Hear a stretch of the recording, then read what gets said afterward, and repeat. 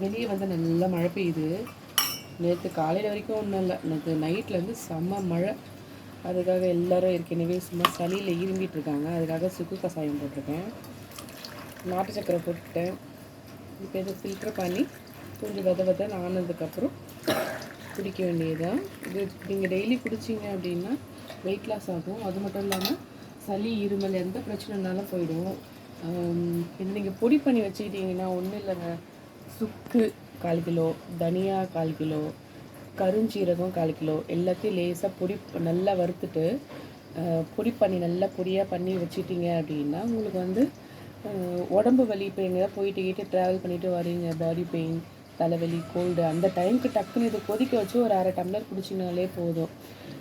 2 tumbler தண்ணி வச்சு அது வந்து 1 டம்ளர் ஆகணும் அந்தளவுக்கு கொதிக்க வச்சு அதை வந்து கொஞ்சோண்டு ஒரு 1/4 ஸ்பூன் நாட்டு சக்கரை போட்டு கலந்து டீ காஃபிக்கு பதிலாக இதை குடிச்சிங்கன்னா பாடி பெயின் எல்லாமே போயிடும். அதுக்கப்புறம் நீங்கள் ரெகுலராக டீ காஃபி குடிக்கிறதுனா கூட குடிச்சிக்கலாம். அது உங்கள் விருப்பம்தான். நன்றி, வணக்கம்.